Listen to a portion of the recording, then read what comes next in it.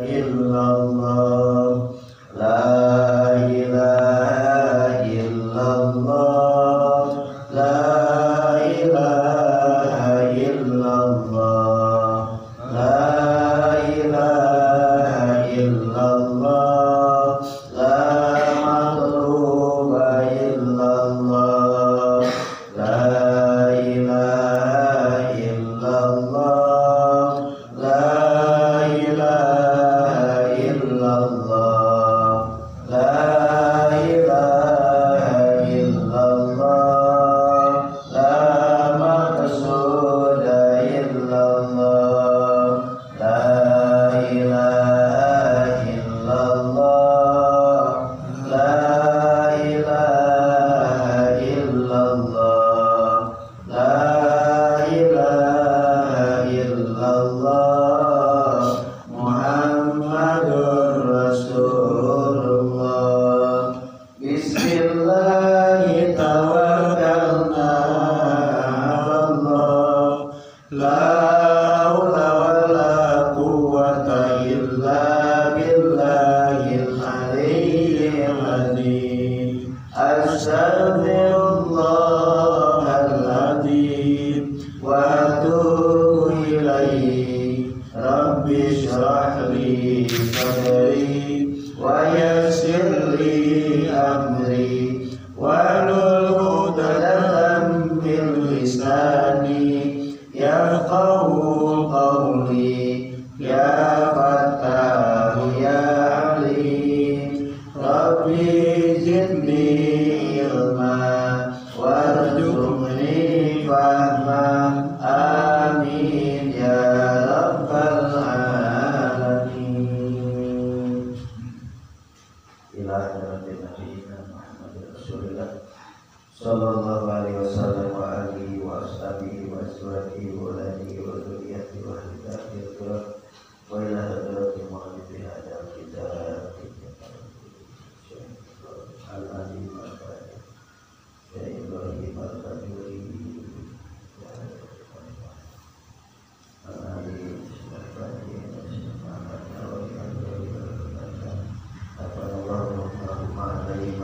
al-fatihah. A'udzu billahi minasy syaithanir rajim. Bismillahirrahmanirrahim. Alhamdulillahi rabbil alamin, arrahmanir rahim, maliki yaumiddin. Iyyaka na'budu wa iyyaka nasta'in. Ihdinas siratal mustaqim, siratal ladzina an'amta 'alaihim ghairil maghdubi 'alaihim waladdallin. Rabbi ighfir lana wa liwalidayna. Amin.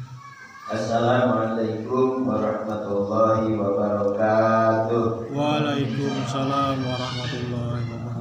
Alhamdulillahi rabbil alamin, wal 'aqibatu lil muttaqin, wala 'udwana illa 'alal zalimin. Tsumma la haula wala quwwata illa billahil aliyyil azim.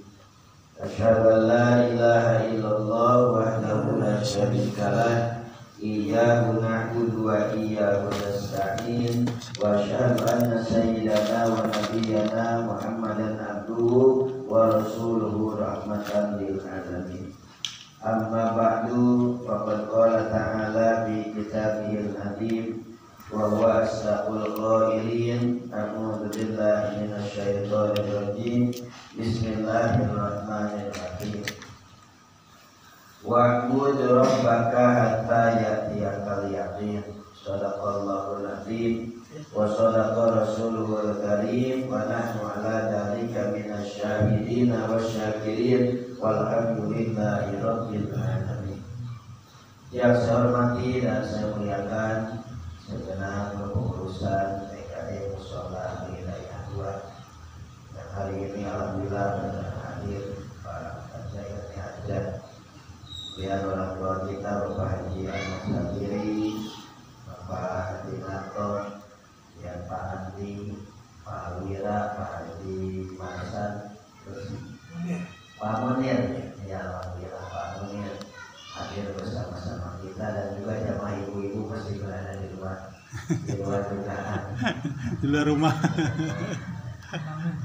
yang saya hormati dan saya muliakan Bapak Ibu, para pendengar di rumah, mudah-mudahan senantiasa berada dalam ridho dan pertolongan Allah Subhanahu wa Ta'ala. Mohon izin, mohon maaf kalau namanya tidak semuanya saya sebutkan satu persatu, namun tidak bermaksud untuk mengurangkan rasa takdim dan hormat saya kepada Bapak Ibu sekalian yang hadir di Mushola Hidayah 2 dan juga para pendengar di rumah. Pertama-tama mari kita panjatkan terlebih dahulu puji dan syukur kita kehadirat Allah. Alhamdulillah pada kesempatan malam kali ini kita masih diberikan rahmat, nikmat, kesehatan, keimanan, kepatuhan, dan mudah-mudahan Allah tambahkan kemuliaan yang barokah dalam kehidupan kita. Amin. Sholawat dan salam juga mudah-mudahan disampaikan ke hadirat alam panutan kita kemudian Rasulullah, baginda kita yang mulia Nabi Muhammad Sallallahu alaihi wasallam. kepada seluruh keluarga, sahabat, para pengikutnya. Mudah-mudahan kita termasuk bagian umatnya dan nanti kita akan mendapatkan syafaatnya. Amin ya Allah ya Rabbal alamin. Bapak Ibu yang dirahmati oleh Allah, beruntung malam hari ini di malam Senin atau Ahad malam kita dihadirkan di Mushola Hidayah 2 dalam rangka pertama silaturahmi, di mana silaturahmi ini mengandung makna yang sangat luar biasa. Bagaimana disampaikan oleh baginda Nabi, orang yang datang untuk bersilaturahmi mempertemukan rasa kekeluargaan, mempertemukan rasa kebersamaan, menyempurnakan rasa persaudaraan, menyatukan rasa persaudaraan, maka umurnya akan diberkahi oleh Allah Subhanahu wa Ta'ala. 2, akan dimudahkan segala urusan-urusannya. 3, diberkahkan rezekinya. 4, dimudahkan segala kehidupannya. Dan yang kelima adalah mendapatkan ampunan, dan yang keenam wafatnya nanti dimudahkan dalam husnul khotimah. Amin. Ya Rabbal alamin. Kemudian yang kedua dalam rangka thalabul ilmi atau menuntut ilmu, karena kita diberikan kewajiban oleh Allah untuk menuntut ilmu sebanyak-banyaknya ilmu, sedalam-dalamnya ilmu, karena ilmu itu merupakan bagian daripada cara dan upaya kita untuk menyempurnakan perjalanan ibadah, muamalah, kegiatan sosial yang tentunya supaya kita tidak jauh daripada kesalahan, tidak jauh daripada rahmat Allah, dan senantiasa berada dalam ridhonya. Dan mudah-mudahan ilmu ini juga akan menjembatani kita untuk naik kepada derajat yang lebih mulia. Nabi menyebutkan kepada kita, man salaka thariqan yatlubu fihi ilmun salakallahu thariqan ila jannati. Siapa yang dia diberikan kesempatan untuk berjalan ke tempat sebuah ilmu atau ke majlis ilmu, salakallahu thariqan ila jannati, maka akan Allah mudahkan pintu-pintu perjalanannya menuju surganya. Amin ya Rabbal alamin. Bayangkan keuntungan yang Allah berikan, dimudahkan menuju surga Allah kalau kita melangkah ke tempat ilmu. Tadi silaturahmi, sekarang menuntut ilmu. Menuntut ilmu itu tidak ada batasnya, kecuali batasnya adalah kematian. Jadi kalau masih hidup, maka wajiblah bagi kita untuk menuntut ilmu. Kalau kita sudah bosan menuntut ilmu, maka kata Allah, ya sudah, matilah. Kalau sudah mati, sudah meninggal, gugur kewajiban kita, tidak ada kewajiban untuk menuntut ilmu. Thalabul ilmi fardhatun ala kulli muslimin wa muslimatin. Menuntut ilmu itu kewajiban bagi seorang muslim laki-laki, dan juga kewajiban bagi seorang muslimah, seorang muslim perempuan.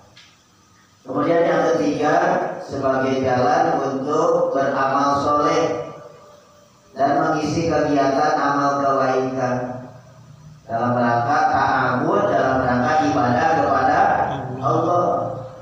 Karena ini adalah sebuah kesempatan yang Allah berikan kepada kita. Kata Allah kepada kita, aku hidupkan kau dan aku cukupkan bekal hidupmu. Tapi nanti akan aku wafatkan kau dan dikembalikan kepadaku. Dan kau akan menuju tempat yang berbeda dari alam fana dunia ini, yakni alam akhirat. Maka bekal akhiratmu adalah engkau yang mencarinya. Jadi kita dalam rangka mengumpulkan bekal-bekal menuju alam akhirat, menuju persiapan kematian kita. Karena kematian itu pasti, ajal itu pasti datang. Entah kapan waktunya, yang jelas pasti suatu saat kita akan bertemu dengan ajal itu, dengan batas akhir kehidupan kita. Maka faman zuhziha 'anil nari wa udkhilal jannata faqad faz. Siapa yang diselamatkan dari api neraka. Api neraka itu adalah tempat, sebagai tempat bagi orang yang dibalas oleh Allah karena melakukan kesalahan, kemudian kemungkarotan serta kemaksiatan kepada Allah Subhanahu wa taala. Sekarang kata Allah, siapa yang selamat dari itu, selamat dari siksa neraka itu, maka wa udkhilal jannah, kemudian dia akan dimasukkan ke dalam surga. Selamat dari neraka, selamat dari siksa, maka masuklah dia ke dalam surga. Wa udkhilal jannata faqad faz, yang dimasukkan ke dalam surga itu adalah nyata-nyata adalah orang yang paling bahagia, orang yang paling beruntung, orang yang paling mulia, orang yang paling berbahagia di dalam kehidupannya, karena ditempatkan di tempat yang penuh dengan kenikmatan, dibalas di tempat yang dengan kenikmatan yang banyak, dan juga Allah berikan kepada kita kenikmatan-kenikmatan yang belum pernah kita nikmati, tapi sering kita idamkan untuk bisa menikmatinya di alam fana dunia ini. Seperti orang memilihkan kepada kita, siapa yang mau masuk ke dalam surga, pasti kita menjawab, saya mau masuk ke dalam surga. Siapa yang ingin mendapatkan kenikmatan di dalam surga, saya orang yang mau mendapatkan kenikmatan di dalam surga. Inilah salah satu idaman dan cita-cita kita. Maka ketika diselamatkan dari api neraka, kemudian masuklah dia ke dalam surga, kata Allah, faqad faz, bahagia, untung. Inilah orang yang beruntung di sisiku. Inilah orang-orang yang beruntung di antara hamba-hambaku. Inilah orang-orang yang bahagia di antara orang-orang yang aku bahagiakan. Mudah-mudahan Bapak Ibu sekalian kita termasuk kepada orang yang sedang berjuang untuk mendapatkan kebahagiaan dan ridhonya Allah Subhanahu wa taala. Amin ya rabbal alamin. Kita kembali kepada makalah kita tentang sifat 20. Kemarin sudah nomor berapa kemarin?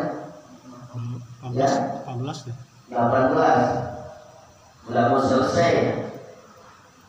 Sami'un basirun kaunuhu sami'an kaunuhu basirun.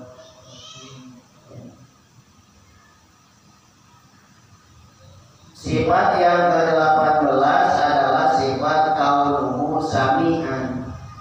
Allah itu adalah zat yang maha mendengar. Kemudian yang ke-19 kaunuhu basirun. Allah itu adalah zat yang maha melihat, mendengar, melihat.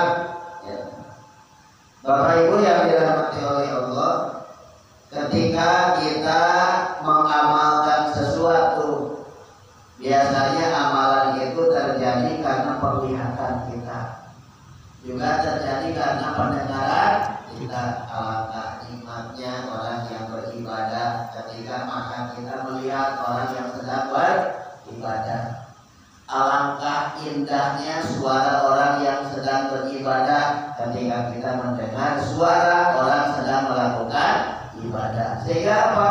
Setelah itu timbul rasa di dalam hati, Kemudian mengundang ke dalam jiwa untuk ingin melakukan apa yang tadi kita lihat dan apa yang tadi kita dengar. Yang kita lihat orang sholat, umpamanya, orang beribadah, orang bersedekah, orang menuntut ilmu kan kelihatan. Kemudian orang yang bersilaturahmi, orang yang mendermakan diri dalam ibadah kepada Allah, orang yang membangkitkan dirinya untuk kehidupan yang penuh dengan kebahagiaan di sisi Allah.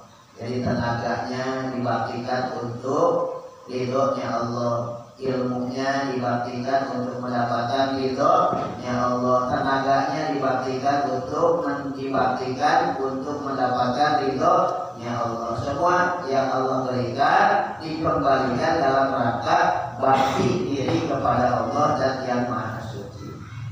Kemudian yang terdengar dari pendengarannya, orang mendengar suara Al-Quran, suara sholawat, suara doa atau suara doa, maka ketika menyentuh hatinya terasa ada getaran di dalam jiwa, ingin serta mengikutinya dan ingin untuk mengamalkan, mengerjakannya.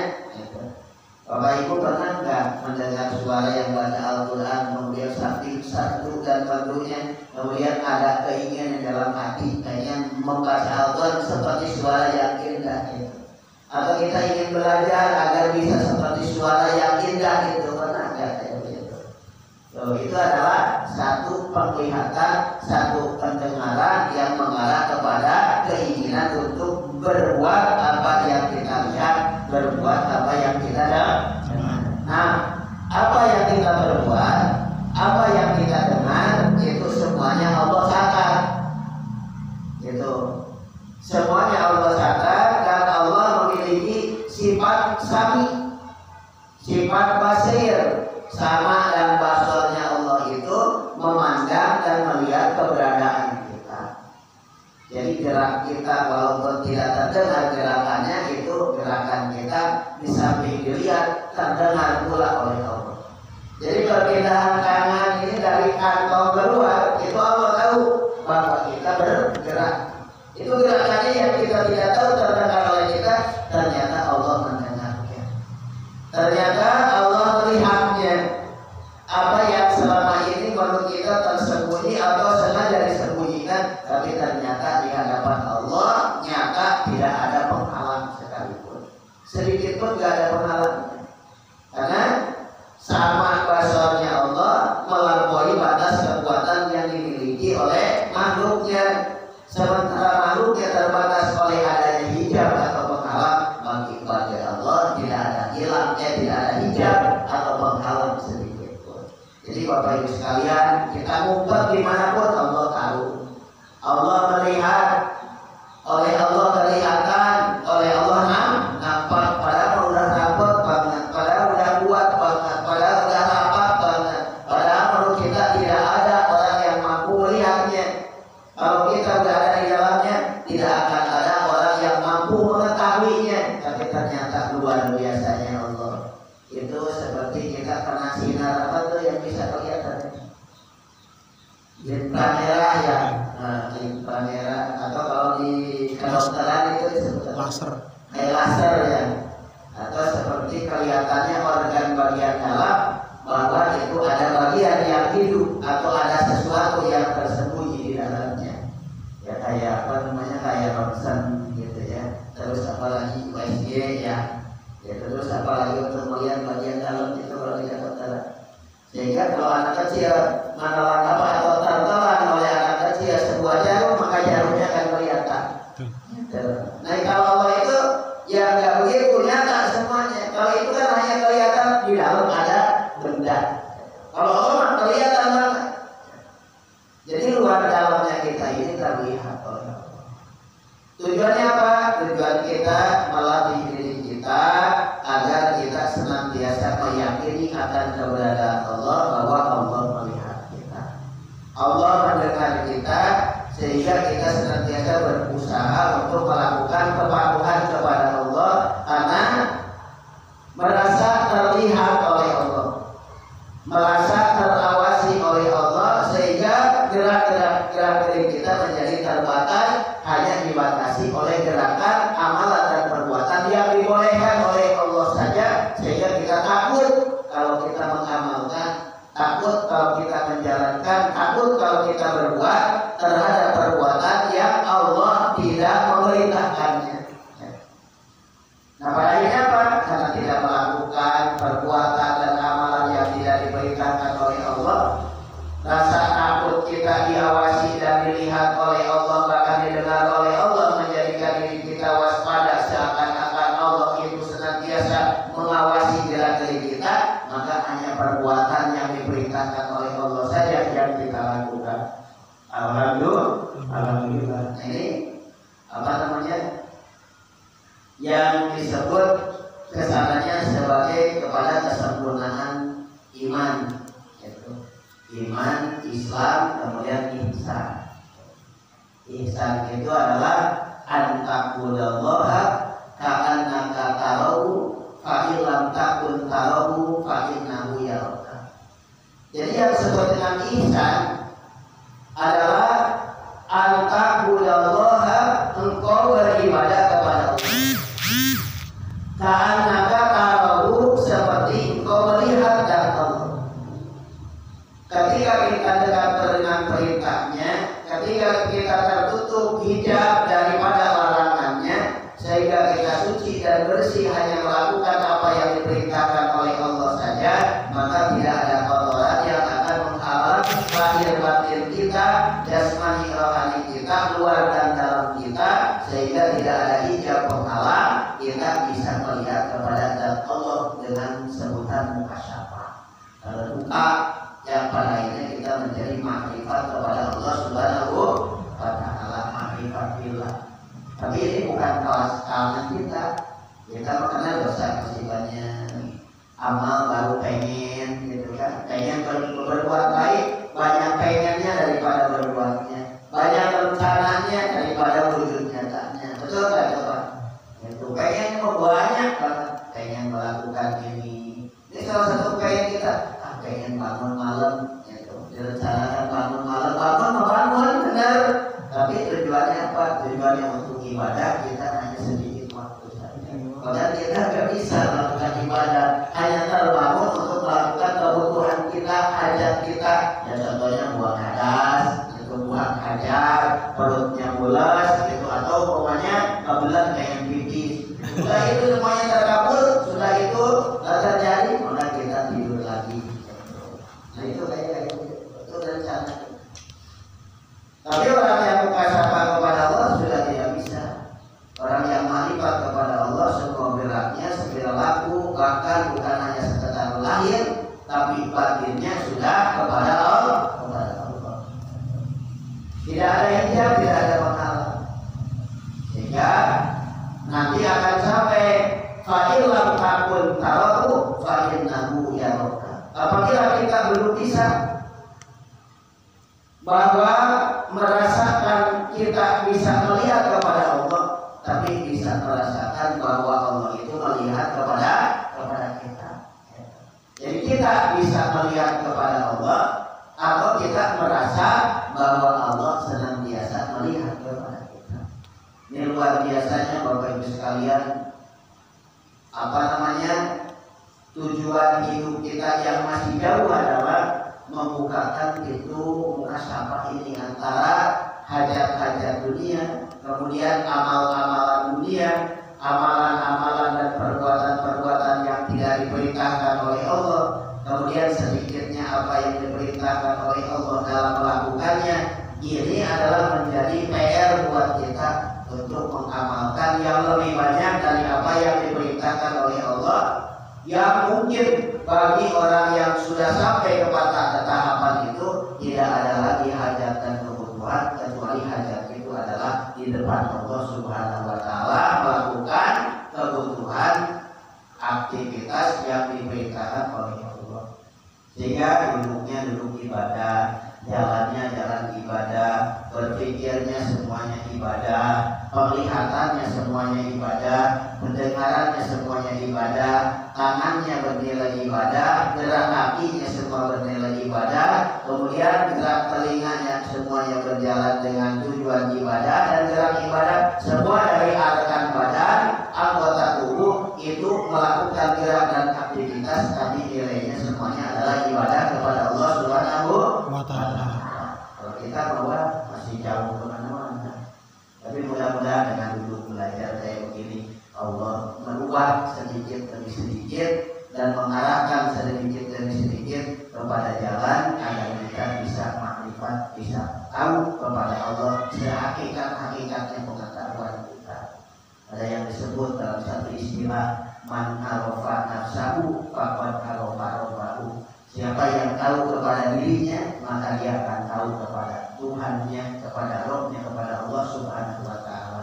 Jadi belajar mengenal diri kita ini siapa, diri kita ini yang memberikan siapa, diri kita ini yang membesarkan siapa, ilmu kita ini adalah dari siapa, harta kita ini dari siapa, semuanya itu dari siapa, dan ini adalah semuanya milik siapa. Nah pada akhirnya kita memutuskan bahwa semuanya adalah milik Allah, diberikan oleh Allah kepada kita, dan nanti akan dikembalikan kepada Allah. Maka nanti lama-kelamaan hati kita akan menjadi sebuah jembatan yang menjalurkan kita untuk bisa menyeberang kepada pengetahuan, di mana kita akan tahu kepada hakikat dan Allah Subhanahu wa Ta'ala. Kalau sudah dekat dengan Allah, berarti apa-apanya seakan-akan semuanya adalah Allah Subhanahu wa Ta'ala.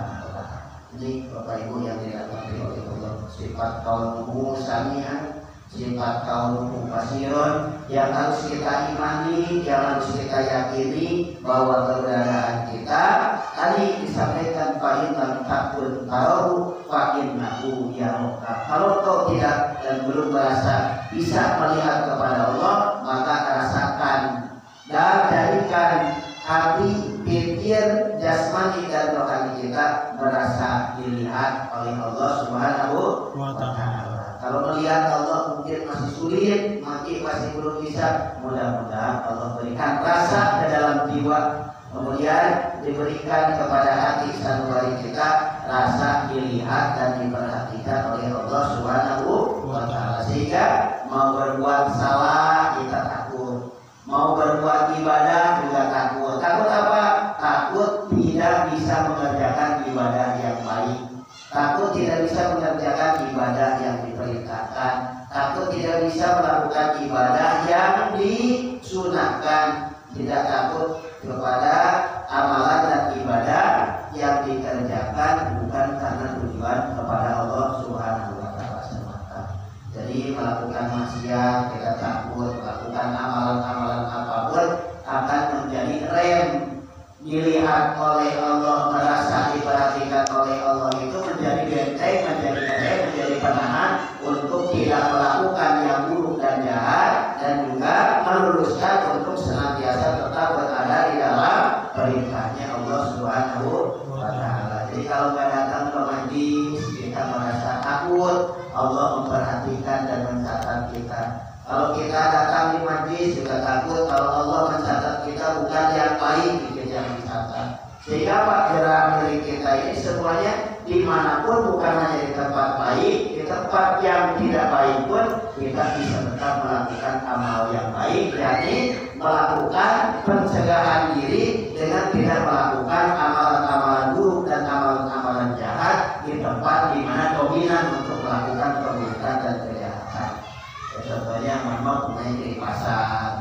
Di pasar kan dominannya perlakuannya, aktivitasnya kan jual beli perdagangan, yang terkadang kalau kita tidak ingat kepada Allah, lupa terhadap waktu, jadi sudah jam berapa, apalagi di pasar gak ada terdengar iqomah, ya sudah, waktu itu seperti sama, pagi begitu, siang begitu, sore juga begitu. Akhirnya apa? Tertinggallah waktu ibadah. Tapi kalau kita sudah merasa Allah memperhatikan kita, memang kita sedang di pasar, tapi Allah memperhatikan kita di pasar. Memang kita sedang berada di tempat maksiat, tapi Allah melihat kita walaupun berada di tempat maksiat,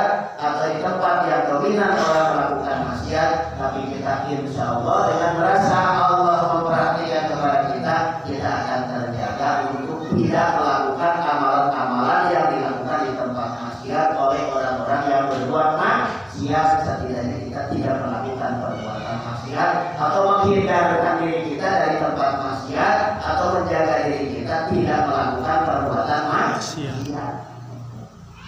Makanya ini jadi Allah. Jadi Allah orang yang datang ke tempat ilmu penjaganya adalah malaikat. Alhamdulillah. Jadi dijaga tempat kita ini oleh malaikatnya Allah terus rajin dijaganya. Ya namanya dijaga berarti menjaga diri kita untuk tetap baik dan untuk tetap selamat.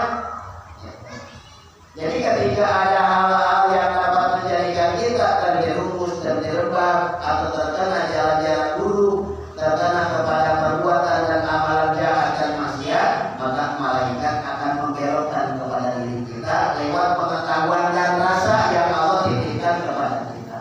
Oh ini mah buruk, oh ini mah jahat, oh ini mah gak boleh. Gitu. Jadi hati memilihkan sebuah amalan dan beberapa amalan mana yang harus kita kerjakan dan mana yang tidak boleh kita kerjakan. Oh ini mah gak boleh kata Allah, oh ini mah gak boleh kata Nabi, akhirnya tidak kita kerjakan. Oh ini mah harus dikerjakan, oh ini mah harus diamalkan. Maka itulah amalan dan pekerjaan yang kita lakukan. Sama wasor qaulu musami'an qaulu kasira. Mustahil Allah tuli dan mustahil Allah buta. Mutakaliman. Kalau mutakaliman adalah sifat yang ke-20 daripada sifat yang wajib. Jadi Allah berfirman, mustahil Allah bisu. Dan Allah yang gak bisa berbicara bisu ya. Jadi mustahil Allah bisu. Mustahil itu artinya gak mungkin Allah bisu. Gak mungkin Allah tidak berfirman. Karena Allah sudah memberikan penjelasannya. Seperti firman Allah kepada Nabi Musa alaihi salam, wa kallamallahu Musa taklima. Dan Allah telah berfirman kepada Nabi Musa alaihi salam dengan firman yang sangat sempurna tentang roh ketuhanan, tentang keyakinan kepada Allah dan juga tentang kuatnya ubudiyah kepada Allah, tentang kuatnya akidah kepada Allah, bahwa Allah itu betul-betul maujud, bahwa Allah itu betul-betul ada, bahwa Allah itu betul-betul bisa mewujudkan yang tadinya ada dan bisa mengadamkan yang tadinya maujud.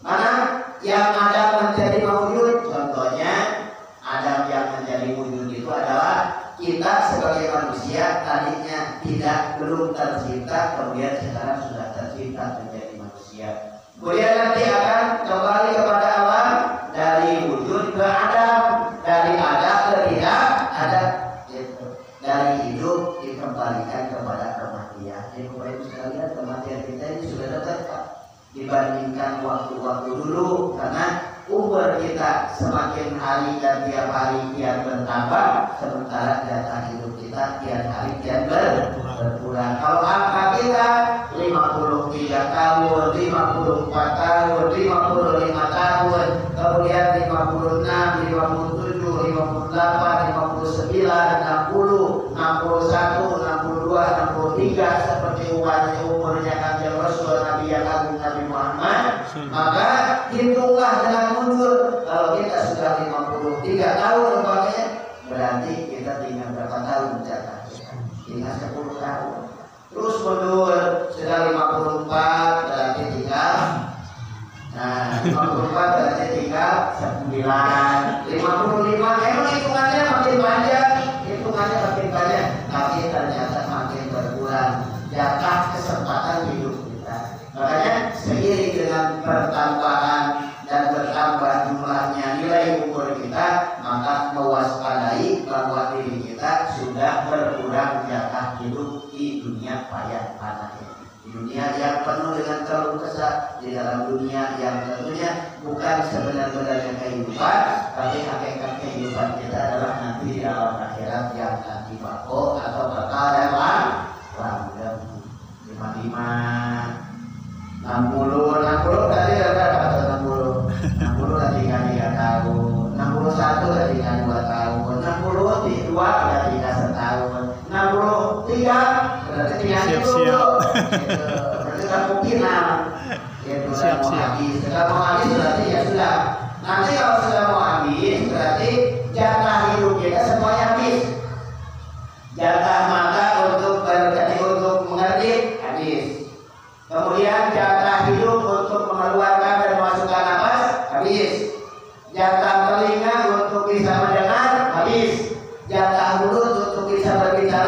habis. Jatah tangan untuk bisa bergerak habis. Jatah kaki untuk bisa melangkah juga habis. Jatah jantung untuk bisa berdetak juga habis. Jatah hati untuk bisa memompa umpamanya itu juga habis. Semuanya pokoknya habis. Termasuk rezeki makan kita habis, rezeki minum juga kita habis. Bapak, orang yang sudah meninggal coba kasih makan nggak? Nggak ada bagiannya kan? Jadi jatah makan bagian dia untuk makan sudah habis. Karena sudah habis tidak ada bagiannya. Karena bukan bagiannya tidak akan dia menerima yang bukan bagiannya. Pak ini obatnya bagus, obatnya hebat luar biasa. Itu baru dimasukin aja Pak, nggak masuk keluar lagi air, keluar lagi nasi, keluar lagi sayur, keluar lagi apalagi yang keras-keras keluar lagi. Obat saja yang diperuntukkan untuk bisa memulihkan kesehatannya saat ini sedang sakaratul maut, maka tidak sanggup lagi masuk. Jangankan bisa memulihkan kesehatannya, masuk saja sudah tidak bisa lagi. Masuk saja tidak bisa, air tidak bisa, makanan tidak bisa. Nanti pada akhirnya apa? Semuanya tidak bisa. Akhirnya ya sudah, jatahnya sudah habis, rezekinya sudah habis, dan orang tidak akan diwafatkan kecuali bagian hidup dan rezekinya sudah habis. Jadi kalau ada rezekinya masih, rezeki hidupnya masih ada, dalam kondisi apapun dia akan tetap hidup. Itu. Karena kan Bapak Ibu kan melihat orang kecelakaan sampai kakinya buntu, sampai badannya berantakan, tapi masih aja hidup. Karena memang data meninggalnya masih jauh. Itu bagian hidupnya masih ada. Nah, kita yang diberikan sehat oleh Allah sampai dengan saat ini, mari kita banyak-banyak bersyukur, mengumpulkan amalia kebaikan sebelum umur dan final data hidup kita nanti berakhir menuju hari terakhir kita yang Allah selalu ingatkan, wattaqu yauman turja'una fihi ilallah. Dan takutlah kalian dan waspadalah kalian dan ingatlah kalian dan persiapkanlah kalian yauman terhadap suatu hari turja'una akan dikembalikan di hari itu ilallahi kepada Allah Subhanahu wa ta'ala. Ingat, waspada, takut, persiapan bahwa suatu saat nanti akan dikembalikan kepada Allah. Nah, kalau sudah dikembalikan kepada Allah, berarti Allah akan membukakan catatan-catatan amalan dan perbuatan yang pernah kita lakukan. Kemudian Allah tunjukkan kepada kita semua kebaikan-kebaikan kita, semua keburukan-keburukan kita, sedikit pun tidak ada yang terlewatkan dari pencatatan Allah. Karena kebaikan dicatat oleh malaikat Raqib, kemudian keburukan kejahatan dicatat oleh malaikat Atid, kemudian dilaporkan kepada Allah dengan sempurna mulai subuh pagi kalau subuh sampai dengan ketemu subuh lagi. Itu menjadi prioritas para malaikat mencatat amal kita dalam keadaan kita masih terbaring atau dalam keadaan masih bangun ataupun dalam kondisi sedang kita tertidur. Mudah-mudahan Bapak Ibu sekalian, haflah pengajian kita yang kita lakukan, kita laksanakan, kita rutinkan di setiap malam Senin atau Ahad malam pada sholat pagi menjelang sholat Isya. Ini menjadi bagian usaha kita, bagian upaya kita untuk mengisi kekosongan waktu agar terisi dengan kebaikan, membiasakan amal kebaikan sehingga pada akhirnya kita dikembalikan dalam keadaan baik. Amin ya rabbal alamin. Karena Nabi SAW menyampaikan, nanti umat-umatku akan dikembalikan kepada Allah sesuai dengan kebiasaannya masing-masing. Maka untuk menjaga agar kebiasaan itu adalah kebiasaan yang baik adalah menanamkan, membiasakan diri untuk melakukan hal-hal yang baik yang pada akhirnya mudah-mudahan nanti ketika melakukan hal yang baik itu kita dikembalikan kepada Allah Subhanahu wa ta'ala. Baiknya ngaji menjadi akhir hidup kita, akhir ya Rabbal. Baiknya sholat menjadi akhir kembali kita kepada Allah. Akhir baiknya sholawat menjadi akhir perjuangan hidup kita menuju Allah Subhanahu wa ta'ala. Baiknya silaturahmi itu menjadi bagian akhir kehidupan kita ketika kembali kepada Allah. Baiknya memberi manfaat kepada yang lain dengan segala alia yang Allah berikan kepada kita, ilmu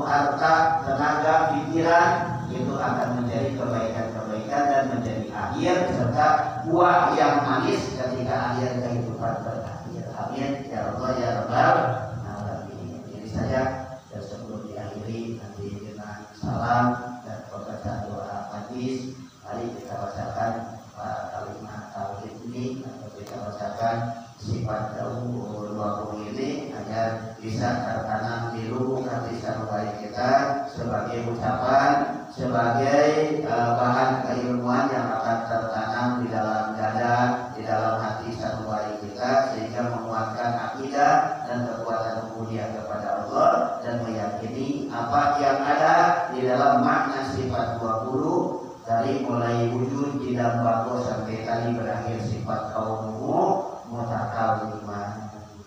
Allah wujud Tidak bako mukhalafatul lil abadisi iyamu binafsi wahdaniyat qudrat iradat. Ilmu lagi wujud tidak bako mukhalafatul lil hawadisi liyamu binafsi wahdaniyat qudrat iradat. Ilmu hayat sama basar kalam qadiran muridan aliman ayat wujud tidak bako mukhalafatul lil hawadisi liyamu binafsi wahdaniyat qudrat iradat. Ilmu hayat sama basar kalam qadiran muridan aliman ayat sami'an basiran mutakalliman. Amin. Mudah-mudahan menjadi ilmu yang bermanfaat buat kita semua, yang bisa diamalkan untuk pribadi, bisa bermanfaat buat keluarga, bisa bermanfaat buat anak, cucu dan keturunan, dan mudah-mudahan mengalirkan pahala kebaikan pada saat kita hidup dan terutama pada saat kita nanti sudah wafat berada di sisi Allah Subhanahu wa taala. Mari kita akhiri majlis kali ini dengan baca doa kafaratul majlis bersama-sama.